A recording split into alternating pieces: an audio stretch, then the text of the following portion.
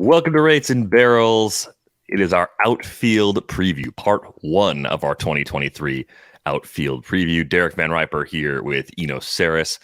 The draft kit series is now underway. It's the best time of the year. Love getting ready for drafts. I feel like I'm always getting ready for drafts, but this series of episodes is sort of like that big push into the biggest drafts that we do just prior to opening day. So I don't think I could be more excited about an episode than I am about this one. Yeah, time to start getting ready. I've got my pitcher ranks already ready for a certain thing that will be out maybe once this airs from Fantasy, and I am starting to work on the positions, and so this is like basically you are going to watch me do my work. This is me getting ready for draft season in real time. All right. I always appreciate your help in preparing for the season. Let's go through it. Let's start with the outfielders. We're going to do this kind of the same way we did last year for the outfield. Our first outfield preview, I think, got us through about pick 75, pick 100. Usually that's about as much time as you can go to fill an episode with outfielders because there's so many talented players in this group. We're going to look at the first rounders as we begin. So if you're looking at a early January ADP report from the NFBC, you'll see Ronald Acuña Jr. at the very top of the outfield list. He has been a first overall pick in some drafts. I took him first overall in the Draft Champions League that I did a couple of weeks ago. But you have Acuña, Julio Rodríguez, and Aaron Judge all within the top 5 overall, and then Tucker and Soto rounding out the top 5 at the position before Mookie Betts and Yordan Alvarez just outside the top 10 overall, but pretty clearly first rounders. So 7 first-round outfielders. I know there's been a lot of talk about how this position falls off. We'll get into that as we move further down the board at this position. But across the board, like, I don't really see a flaw in any of these guys. I know Soto's coming off of a down year. That being said, his projections going into last season were Mike Trout-esque in terms of average and OBP and power for a player his age. So I think it's reasonable to see a bounce back there. But fun question up top. If you had the first pick, are you actually passing on Judge for one of Acuña or Rodríguez? I was just quickly doing the math. Rob Arthur has a piece on Baseball Prospectus in which he tries to project injury days missed for position players.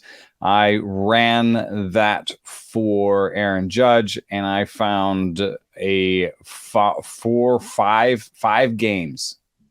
It says he'll miss 5 games this year. And that sounds a little ridiculous, but that's what he did last year. And the year before, he was very healthy too, 148 out of 162. So I wonder if injury concerns, even though they might be real in the long term, in the short term are not so important. However, on the other side, I do not believe that Aaron Judge will steal double-digit bases again. I think that was a function of a career season and a season in which he had bet on himself contract-wise and just trying to show every facet of his game at the very top of his game. So I kind of feel like he's going to step back off of that now. He's got the long-term deal. I think you're going to see steps back in the power department as well. And so, I like him a lot, but I think Acuña is my number 1. Yeah, that's how I'm playing it right now, too. I've actually got Acuña 1, Julio Rodríguez 2, Aaron Judge 3. It is splitting hairs. If you're sitting there listening and saying, I don't care, I'll get my stolen bases somewhere else, give me the guy that was unstoppable, the guy that hit 62 home runs last year, I don't think you're making any sort of tactical error. Because when you think about your draft strategy and how you build a team, you're thinking about what else you'll get later on with each pick. And you can sort of map that out for the first at least 5 or 6 rounds, roughly, based on what people tend to do. So no problem there if you want to go with Judge. But I think your reasoning is sound. I think a guy that just got the big contract is less likely to run when that's not the bread and butter of his game, right? I wouldn't have that concern for Trey Turner, because part of what makes Trey Turner as good as he is running as often as he does. With Judge, it was almost more of a bonus sort of thing that he offered on top of the ridiculous power and run production. Yeah, with Ronald Acuña Jr., what we've seen is that he's provided us a baseline of almost 2,000 plate appearances before last year. I mean, something like 1,800 plate appearances before last year, in which he swung at fewer pitches outside of the zone, didn't hit as many ground balls, barreled the ball more often than he did last year. If you regress what he did last year towards that, you see the power come back. Right. You know what I'm saying? Like he had the highest ground ball rate of his career last year. He had the lowest barrel rate of his career last year. He had the worst chase rate of his career last year. And you could point to all those things and say something negative, but I prefer to say something positive because he's 25. And those things are all going to regress in the right direction if his previous career is a guide. And when those things regress, another piece of information that we have that says that, he was relatively healthy last year and that this isn't like, the ACL is going to hurt him the rest of his career. He hit the ball 116.6 miles an hour last year. So in terms of a singular event, he could show the raw power that he had before. So what I'm saying is next year, the approach is going to be calmer. He's not going to hit as many ground balls and the power will come back. I'm predicting a 280, 30-30 season from him at least. And that's the kind of thing that is really easy to build around. I mean, there's no flaw in that. There's no, I'll get some stolen bases later, or I'll do this later, I'll do that. Like, that's a superstar. With Rodríguez, I mean, I think that you could say a lot of the same things, except that I'm not sure we've had that, like, now you've done it, and now the league is going to adjust back to you. And like the third act, you know what I mean? Mm-hmm. Julio Rodríguez came in first, and he didn't have that much power, and he was kind of, a little bit tentative at the plate. And then he sort of felt more comfortable, and you saw his power really take off in the second half. I'm wondering if pitchers are going to make him chase a little bit more. His chase rate is not amazing. If they're going to play with his aggressiveness, and if there's another sort of third or fourth adjustment that Julio Rodríguez will have to make, and what that'll look like in real time. But if there are going to be two 30-30 seasons this season in baseball, they're going to come from Julio Rodríguez and Ronald Acuña Jr. Yeah, I think there's a lot of profile similarities between Acuña and Rodríguez and what they're likely to bring this season and for the next several seasons, really. And I think the thing that made Acuña edge out the other two for me was that even coming off the ACL, the stolen bases were there last year for Ronald Acuña. I mean, he had 29 steals. And I thought that would maybe be the last thing that came back for him. But I think it is always important with a leg injury, make sure that a hitter's base is right, that his power is back.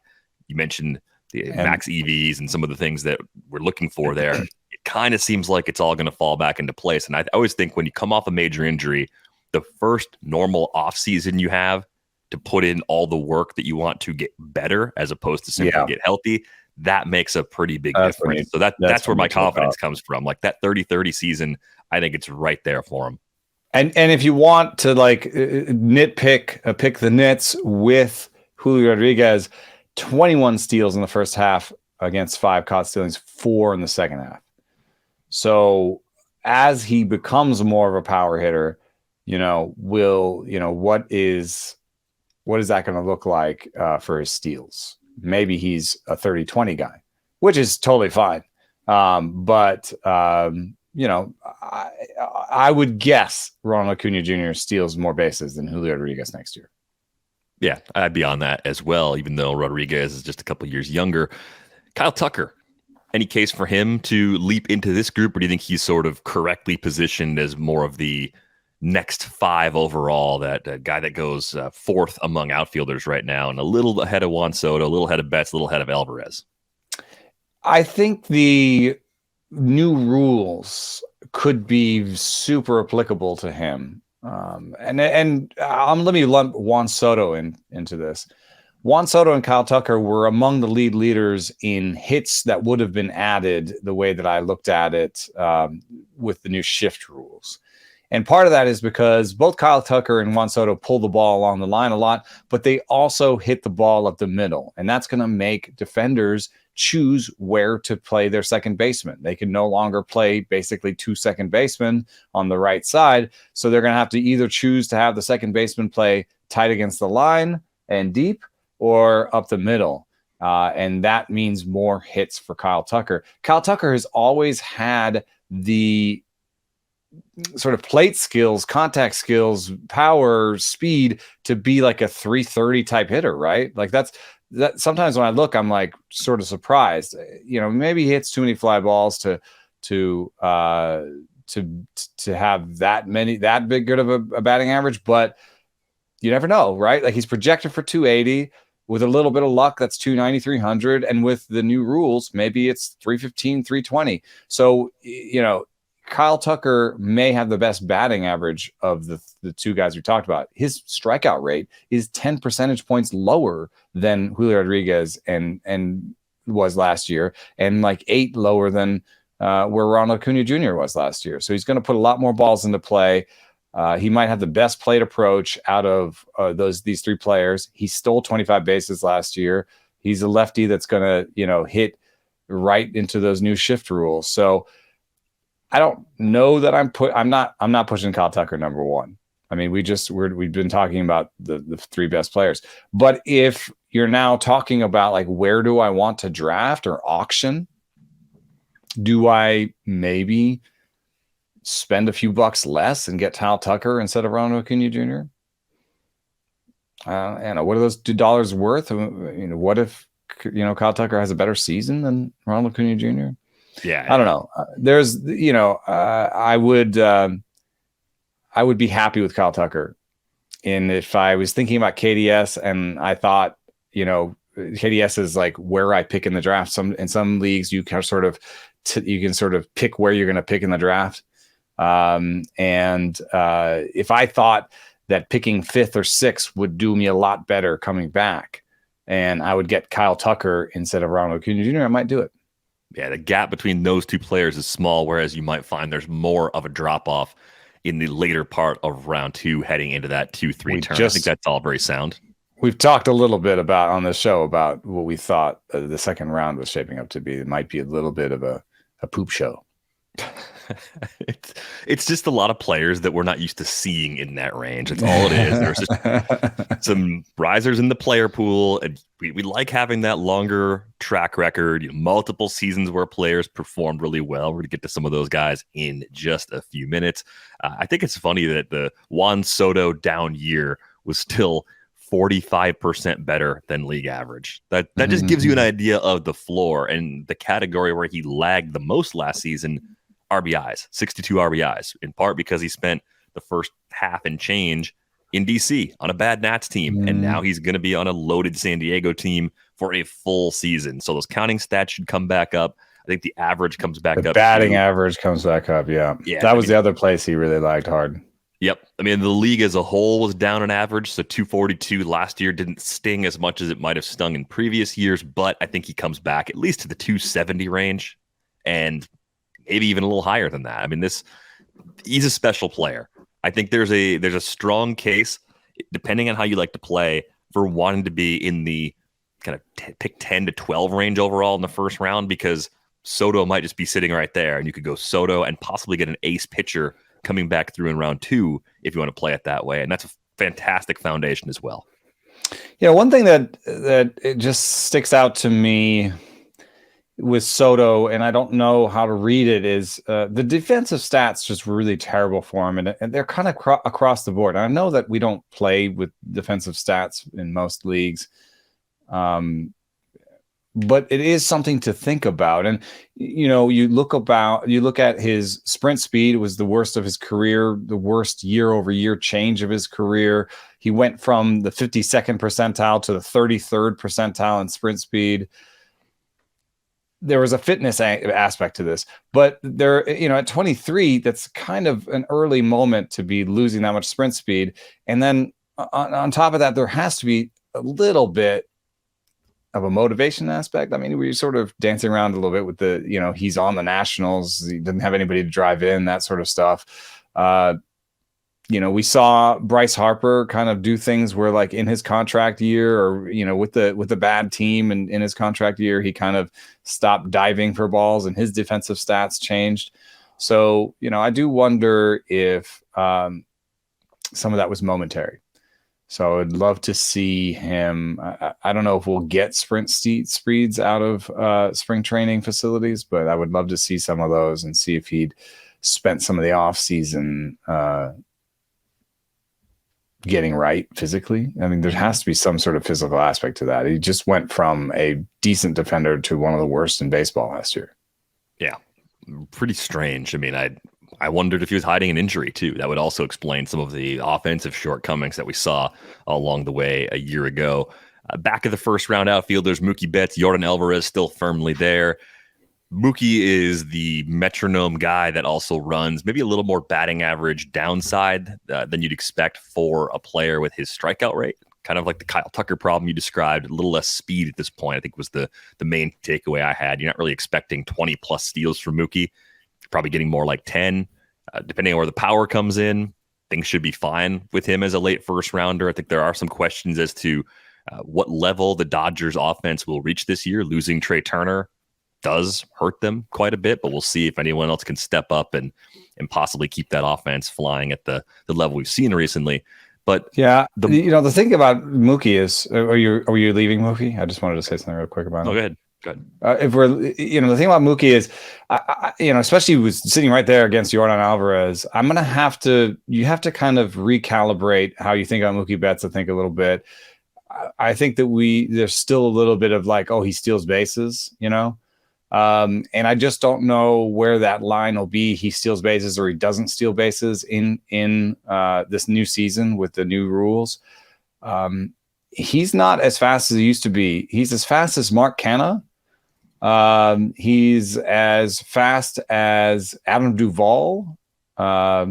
He's just a tiny bit faster than Colton Wong, and Max Muncy was faster than him last year.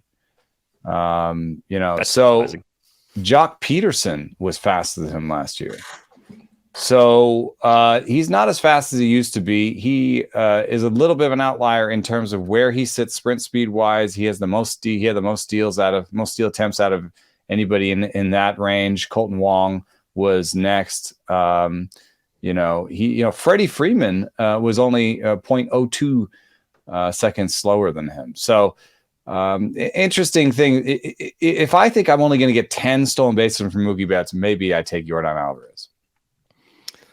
This is where, if you're playing in an auction setting and you can go get the players you want in your foundation, I'm tempted to get two guys from the back of this group, some combination of Soto, Betts, and Alvarez, because you're probably looking at low 30s for your dollar figure to pay for these guys, as opposed to 40 plus, which I think is what it's going to take in some rooms to get it to the top of the board with Judge and Acuña and Julio Rodríguez. I think Betts does everything well enough where I still see him as a first rounder in snakes too. I could see myself drafting him if I had the last pick in the round. I'm going to go Betts in a pitcher, and I'd be happy with that. If they're both there, both Betts and Alvarez are there, I think I'm taking Alvarez. I see a lot of the same underlying traits in Yordan Alvarez's profile as a hitter that we see in Aaron Judge's profile. And that, to me, points to a level of power over the course of a season that could be as good as what we saw from Judge. Like, if there's anyone in this group capable of pushing Aaron Judge another 60 home run type season, I think it's Yordan Alvarez. Yeah. Power to all fields. Just a great approach at the plate. He's a great source of power, and he's only 25 years old. I don't know that we've seen the best season out of him yet. And he just seems to keep getting better, chase less, barrel more, hit the ball harder, make more contact. I mean, I think we could see a career season out of Yordan Alvarez, and it's going to be beautiful. It's going to bring a tear to my eye. One other thing I don't like after Yordan Alvarez is a bit of a shelf for me. The projections are strong for Mike Trout, Dalton Varsho, Luis Robert, Michael Harris II, Randy Arozarena, Cedric Mullins. Those guys all project to be more than $22 and less than 28. So, by projections, you say, I don't see a shelf. I just see more question marks with this group than I do in the first group. And that's why, there's a difference between the first rounders and the second rounders. But I don't know that I need to get anyone out of the second group. I would let any of these guys fall, and whoever falls, I'll take. There's a decent amount of speed. So I would love to get one of my second outfielder if I got Mullins as my second outfielder, I wouldn't be that upset that I missed Mike Trout injury questions. Dalton Varsho, I don't know that there's a lot of questions, but I know that his value is pumped up very much in the auction calculator by the $21 that he gets from being a catcher. So, if he's just an outfielder for you, he doesn't belong in this conversation. Luis Robert, his plate approach leaves me cold. Michael Harris II chases balls at an extreme rate. It got a little better over the course of the season, but he really chases them. Randy Arozarena is the streakiest player in baseball. He's definitely a contender for the award now. Oh my God. Even last year, isn't it wild what he ended up with? I remember last year being like, okay, this is it. I am done. I can't do the Randy Arozarena thing anymore. I'm looking up at the end of the season, 263, 20, 32. With a lower strikeout rate. He got better in a key area. Yeah, it's just wild. He stole more bases and he struck out less. Usually, we'd be really excited about that. I think what's fascinating about the round 2 and round 3 outfielders, there is very little that separates them. And that's part of why drafting outfielders in round 2 is not generally something I think I'll end up doing. I'm in on Trout, though, for what it's worth. I think he showed us late last year that he had a system that enabled him to have all of his power. Like, the concern I have with a back injury is that a player is going to either miss a lot of time, or if they play, they're not going to hit the ball as hard. They're not going to be able to, in Trout's case, be a 40 home run threat. He answered the skill question relative to the injury. And I remember we got an email from a physician that listens to the show kind of explaining the outcomes and the different ways this could play out. And I think based on Trout coming back and being heavily used in a meaningless second half once he came off the IL and playing as well as he did, that bodes very well for his chances of holding up. And you're not expecting 155 games. You're expecting 140. But 140 games from Mike Trout, even at this stage of his career, should be excellent. And you're probably talking about a guy that won't run all that much. So it's a little bit like the Yordan Alvarez expectations with heightened injury risk because of age. Alvarez, I think, is doing a good job of putting the concerns about his knees further into the past. I think that's why he's a first rounder now. But I do think I'm comfortable with Trout where he's going right now, right around pick 20 overall. So kind of an early second rounder. I don't think he's moving up into the first round. I think more likely we'll see a couple starting pitchers go up and a few of the very late first rounders are going to come down on the hitting side. So there's a chance that Trout even falls off that spot. But the player that I think is really tough, I mean, I like Arozarena as a fun player to think about if you're trying to make up the ground for some speed in round 3. Michael Harris at the 2-3 turn. We don't see a lot of players make the leap from AA to the big leagues. We don't see a lot of those players have the level of success that Michael Harris had last season. And I think it was kind of the perfect situation, right? Atlanta was a loaded team. They could bring Harris up. If he played good defense in center field, that was probably all they actually needed to get from him. Anything he brought with the bat was a bonus. And he was much better than anyone would have expected for a player with so little experience in the upper levels of the minor leagues. The concern, I guess, I've had the entire time, we've talked about this back in the late fall, the walk rates we saw in the minor leagues weren't there in his first run against big league pitching. The K rate jumped a bit, but those things are to be expected without that experience at AA and AAA. With 43 games at AA and no time at AAA, that shouldn't be surprising. If you focus on what he does, he's got power. He's an efficient base stealer. I don't think he's going to come out of the lineup unless he goes into just an absolutely miserable slump. How much do we worry about the things he doesn't do well, the O-swing percentage being high, versus how much do we get on board based on all the things he already does at an exceptional level? Because I think the good outweighs the bad so far with Harris, and I'm finding I don't want to buy in at the end of round 2 because there's just not quite enough track record there. Like I'm accepting possibly being wrong about a 25-25 guy because there could be some growing pains in year 2. I love him long term. I think he's a fantastic player, but I am just not quite there right now for 2023. So maybe you can talk me into Michael Harris. Well, one thing I like to do is sometimes bring up the day-to-day rolling graphs that they have on Fangraphs. You can just go to graphs on the player's page, and then you can say that to by game. I do 15 game rolling. Just gives me a sense of like, you know, the adjustments they made, the types of stuff I was talking about with Julio Rodríguez. You can see the power go up and down, and you can see, you know, his aggressiveness, his swing rates. So I just like to see, like, you know, how many adjustments did this player make over the course of his short sample.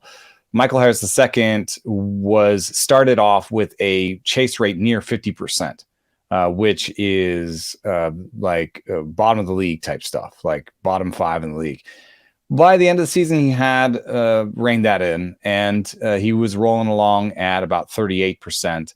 Near the end of the season. That's not great, but it's better. It's not, you know, oh my God, this is a real problem kind of thing. His strikeout rate was near 30% in the middle of the season. He finished where he started, around 20%. So I do think he has the ability to make contact. His walk rate was fairly steady. I mean, he had a couple blips where he was walking a little bit more, but it basically was a straight line. So I'm not sure. I don't think that there's definitely going to be that many more walks. I don't know. Without those walks, I don't know that he's necessarily going to hit first or second for them, you know? So that reduces a little bit the runs and the RBI and the plate appearances. With that kind of approach, will the power necessarily increase? He's projected to actually regress power-wise. The projections for 280 average and 22 homers and 20 stolen bases, those are great. And if I can pay for that, then I'll do it, because he obviously has upside beyond that. No matter what I'm saying, if it sounds negative to you, he's 21 years old. He obviously has upside above 280, 22, 20. He just came up and hit 297, 19, 20 in 441 plate appearances. But I don't want to pay for that upside. Like, I don't want to pay for something that I need to get. You know what I mean? So if I can get him, in the auction where it says $24, if I get him, I guess that would be end of the second round, beginning of third. Once you start adding pitchers, then I guess I'll do it. You know. So this almost sounds like if you have the freedom to build the team to your liking, you're in. But if you're choosing based on a snake scenario, you might not be in, depending on. It depends a little bit on what I want in the first. But let's say, like, I don't love starting 2 outfielders, like in a snake, right? It's kind of weird. You kind of feel like you're behind. And outfielders are one of those things that just seem to be there for you at the end of a draft. You know, there seem to be lots of outfielders. There are 4th outfielders that play a lot. So there's still supply at the end of the draft. I hate to have too many outfielders. But let's say I did it. In this case, the auction calculator could punch out, a Juan Soto, Michael Harris II beginning of the season, beginning of the draft.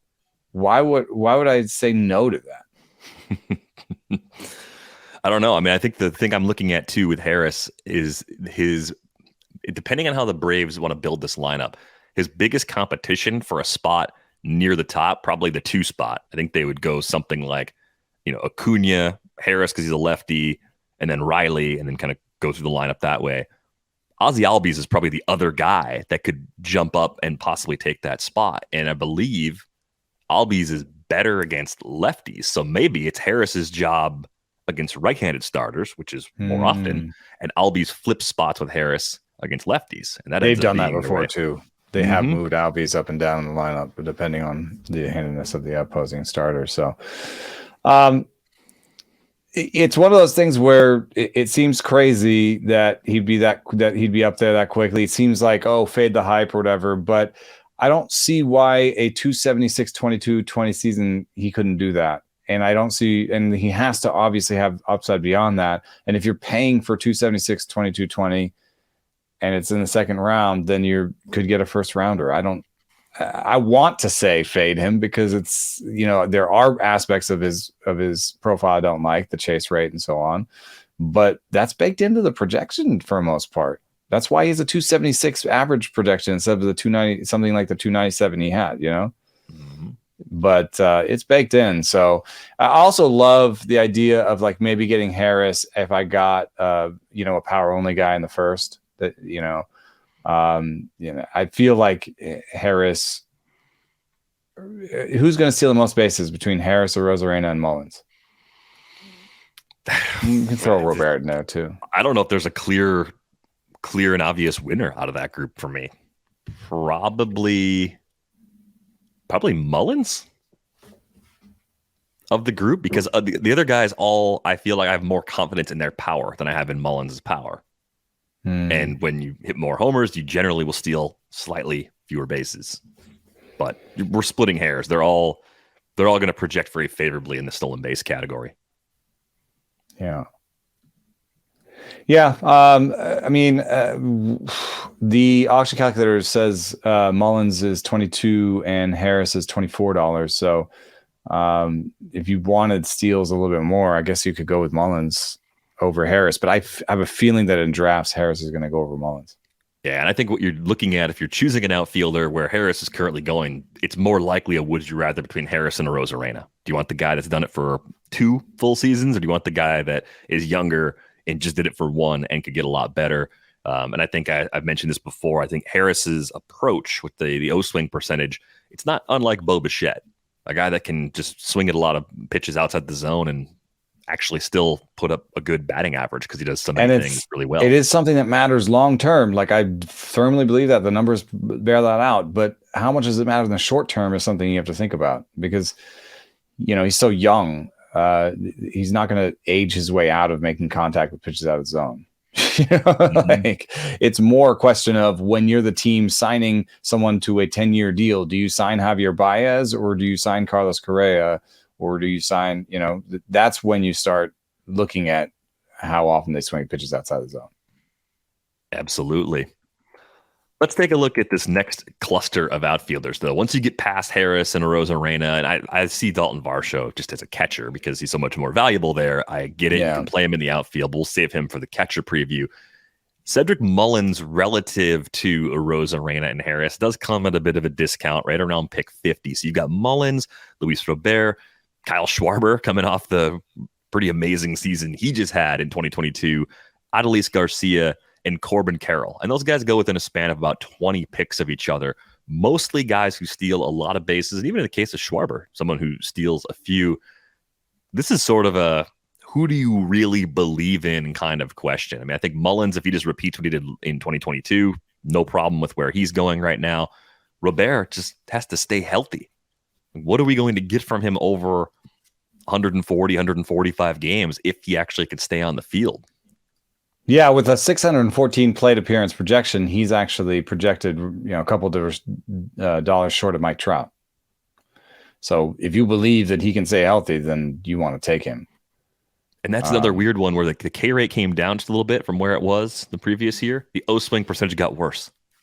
Robert had a 48.3% O-swing percentage, and his barrel rate actually came down last year too. But injuries can cause that. Hard to tell with him just because, like, when do you feel like he's been fully healthy? What I really do like is that the K rate has stayed low. It's a little bit weird because he forsook the patience to just sort of swing away. And that might not be great for him long term, but in the short term, it means more balls in play, higher chance of a better batting average. I really struggle with guys like this because it's a little bit like the Buxton thing where you're just like, I know that somebody 1 year is going to pay not that much for him and get the MVP type season. Is it going to be me? How many times am I going to throw myself at that wall? What I would rather do, given this collection of players, is push wait to the third round, which might cost me Michael Harris a second, but will give me a choice between Mullins and Arozarena, and take one of those two in the third, and then probably piece out of this next group, because in this next group you have even more questions than the questions I was raising about the last group. I mean, you've got Robert, you've got Springer he's coming off surgeries. Eloy Jiménez was hurt. Kyle Schwarber, he's solid, but and I did project him to add a bunch of stolen bases and some batting average, but it seems a little aggressive to take someone there that has had that batting average in the past. In terms of projections, who else is there? Starling Marte is in this group. Stephen Kwan. I just feel like I want to take whoever falls out of this group. I don't want to target anybody in this group. Yeah, Schwarber is a really tough player to draft in the pick 60 range for me. I know the power has always been real, and he's coming off a career best barrel rate. To see him go 10 for 11 as a base stealer is just really encouraging, because 10 steals are actually pretty valuable. As you mentioned, we've seen low end averages before. So even with the rule changes, where do you reasonably set your batting average expectation for Schwarber? 240, 245? Projections are at 225 from Steamer. I think that's a tad low. But even a 240 or 245 is still, if the league's all going to do better with the new shift rules, a 240 or 245 is still lagging a little bit in that category. I'm not convinced I trust the steals to be there quite at that level. It could be 4 or 5 instead of 10. And we probably just saw the best home run season of Kyle Schwarber's career. He could dip in home runs, still be very good. But this just looks like a profile that there's a few things going in the right direction, and I can't get on board at the heavily inflated price, because I think a lot of the other guys that go behind him, we haven't necessarily seen their best season yet. We've probably seen Adolis Garcia's best season, but there's a little more categorical balance there. I don't think the Rangers have enough to push him out of his role, so I think he's pretty steady at this point. I was a little bit afraid of him last year because I thought the profile had too much risk in it.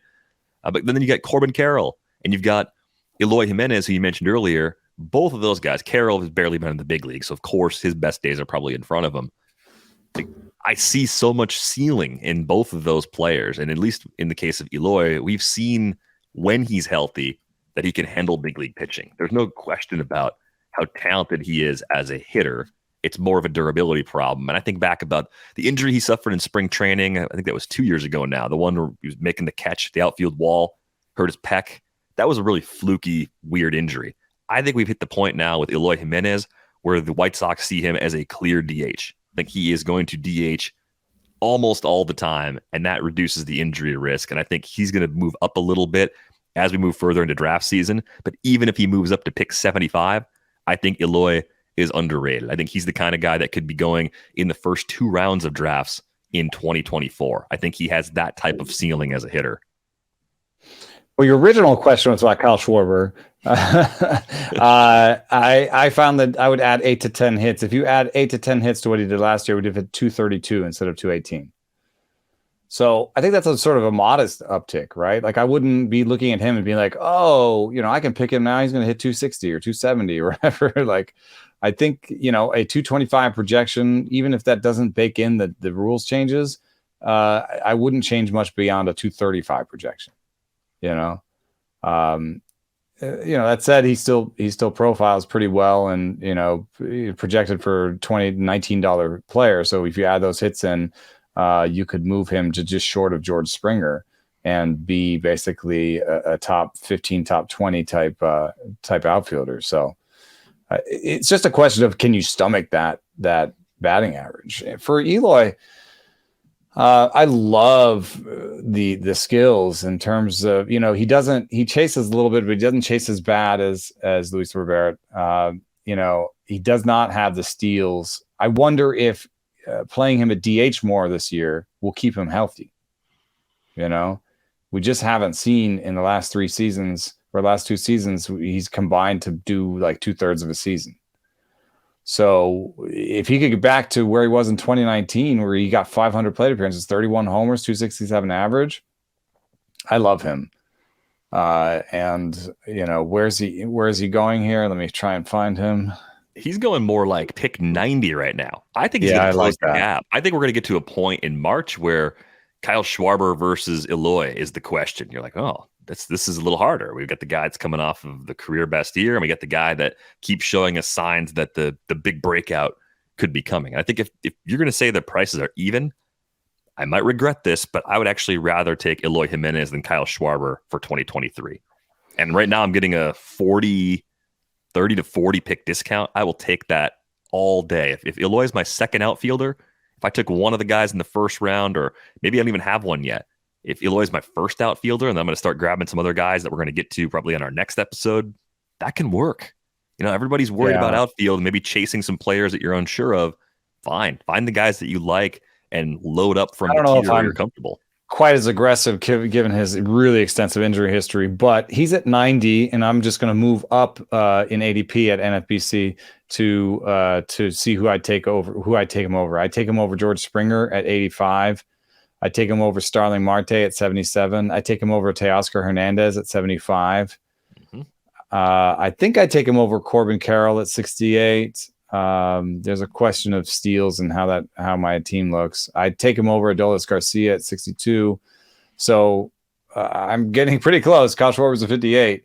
I would take Kyle Schwarber over him, I think. But there's also, do I think my batting average is good? And do I want to put a 235 batting average on my team that early in the draft?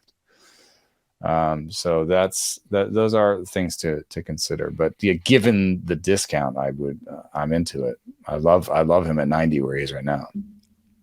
We had a question come in about outfielders from Eric Dan Riper. Eric wants to know, Corbin Carroll had a 5.5% barrel rate last season in just 32 games. So a very brief time with the Diamondbacks. How much does that shape your expectations for his power output, at least in the short term, when projections are pointing to a guy that should be a 2020 player, so long as the playing time holds for him in his first full season with the Diamondbacks? Across the board, they're not the most amazing batted ball stats. He's got 5.5% barrel rate, a 107.5 max EV, 108 is the bar you really want to clear. 33% hard hit rate.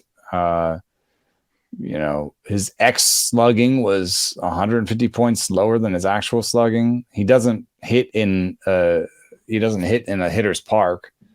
So there is some question about his power. I think 73 batted ball events is not a huge sample, but with barrel rate, traditionally you think that you've got some signal there after 50 batted ball events.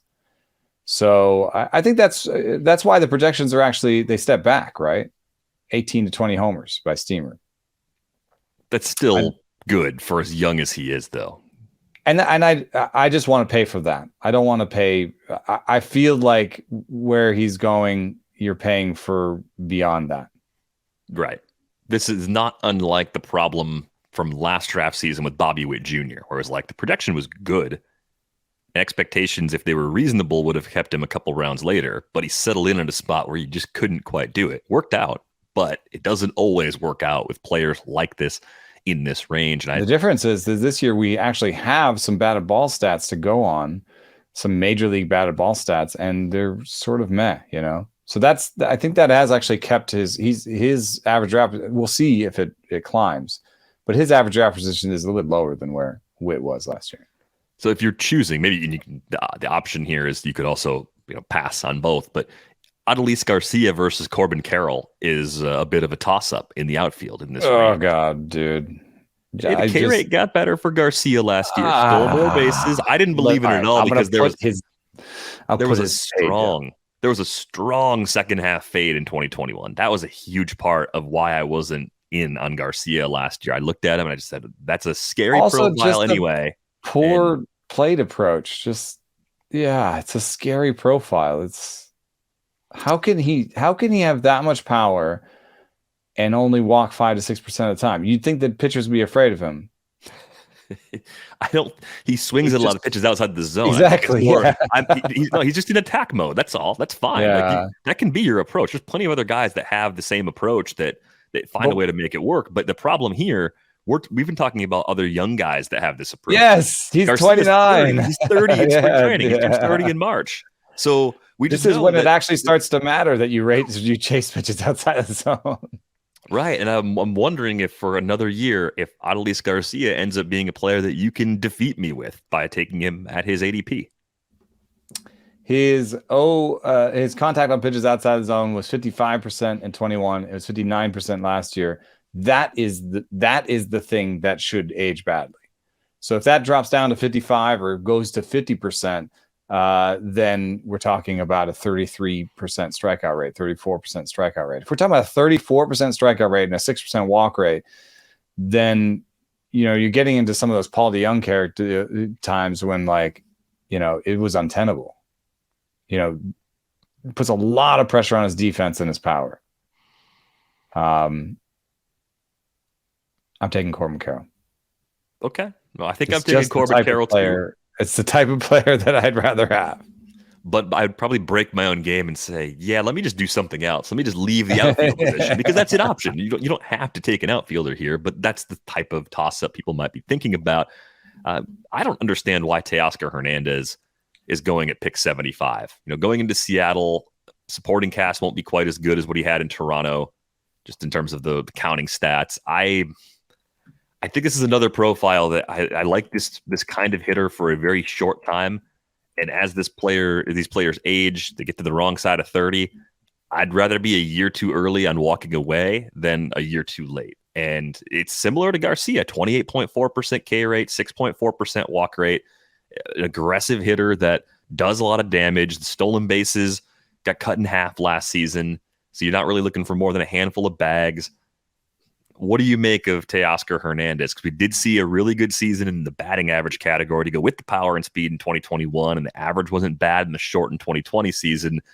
But I just don't think I can buy in at that level, and the projections seem to be skewing that way as well. Yeah, he's got a whiff of the Adolis Garcia about him, but a few key differences. I mean, where Adolis Garcia swings at what is it, like 39% of the pitches he sees outside the zone? Is it more? It's more like mid 30s, 33.6% last year. It's kind 40, of like 40.3% last year. Adolis Garcia. Well, yeah, Adolis Garcia is a lot higher. And then that's what I'm saying. Like Teoscar Hernández is like halfway between Adolis Garcia and Kyle Schwarber for O-swing percentage. Yeah. So, 33%. That's about league average. So, Teoscar's not disciplined. He is also in attack mode. But he also has a lot longer track record of making it work this way. Mm-hmm. He's 3 straight years of basically 30% better than league average. He's not a zero on the stolen bases. But it does remind me a little bit of the Chris Davis to the K, where it really seemed to be working out. Right-hander with power, DH, sure, but was kind of metronomy. And then Chris Davis fell off pretty hard. Let me see what year. 35. He was in 2018. He was amazing. And then 2019, he was had an 81 WRC plus and never was better than league average again. And in 2018, he was 31 years old. Actually, he was 30. So that's just a worry I have with Teoscar. I don't think it's a profile that ages well, and he's 30, and he's going from a neutral park to a bad one. Yeah, more challenging environment. We just did this with Jesse Winker, right? Yeah. So I wonder if we're just going to lose a little bit of production kind of across the board from Teoscar, and he's going to end up being a player that you're hoping for $20+ worth of value and you get 12. And that's okay, but you're passing on guys that should get you that 20 in this range. So I think that's part of why I've been steering clear of him so far. 2 older, banged-up outfielders before we go. Starling Marte and George Springer, both coming at a discount. Marte could still steal some bases. Springer, that part of his game, I think, has become a lot less reliable at this stage of his career. But do you think either or both of these guys are actually discounted enough to where you kind of want them on your team going around pick 80. I'm interested in Marte. One thing that seems to be the case is that his injuries stem from being hit. Yep, the occupational hazard. And he's hit a fair amount. He gets hit a lot. But that worries me a little bit less in this way. I think he can still steal bases. Like it's not like a hamstring thing where you're just going to see the speed run disappear. With the new rules in place, could he steal 25 bases? Could he hit 15 homers and steal 25 bases next year? I think so. Projections say yes. Yeah. This is where if I had graphic skills for video, when I point up, it would just do a little yes above my finger. I don't have those skills. It would take me a whole day to do that. It's not worth the time. Even though we love everyone watching us on YouTube, adding little things like that is not quite on the roadmap at the moment. Let me find him though. At 77, I could take Eloy later, like we said. I could take my man O'Neal Cruz. Right. Some of the other this is where some of the other positions are more interesting. I think the Marte profile is starting to scare me too because the contact quality is not very good. So I think I'm looking at other positions in favor of him. I'm probably more likely to take Springer than Marte if I'm going to take one of the two, even though I'm not buying in for another 14 steals. 14 for 16 as a base stealer last year. He was 4 for 5. Kind of an aberration. The year before. He didn't have double digit steals back till 2015. Yeah, and there were some years, 16 and 17 and 18 in Houston where he wasn't efficient as a base stealer. So that was a bit of a concern. But the batted ball quality is better for Springer. Right. And I think the dip in barrel rate last year pretty easily tracks with the injuries that he dealt with. Yeah. So I think with Springer, I'm still in at the discount. The key here, and this is something we'll talk about over the course of this series, is if you're going to take Springer, let's say within your group of hitters, you can have 3 out of your 14 who have below average health grades.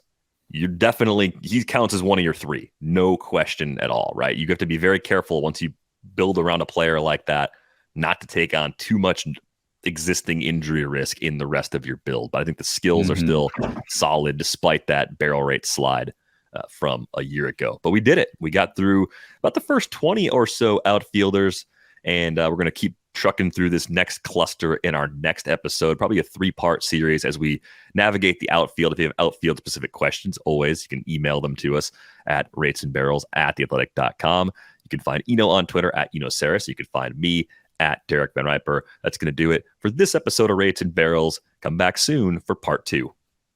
Thanks for listening.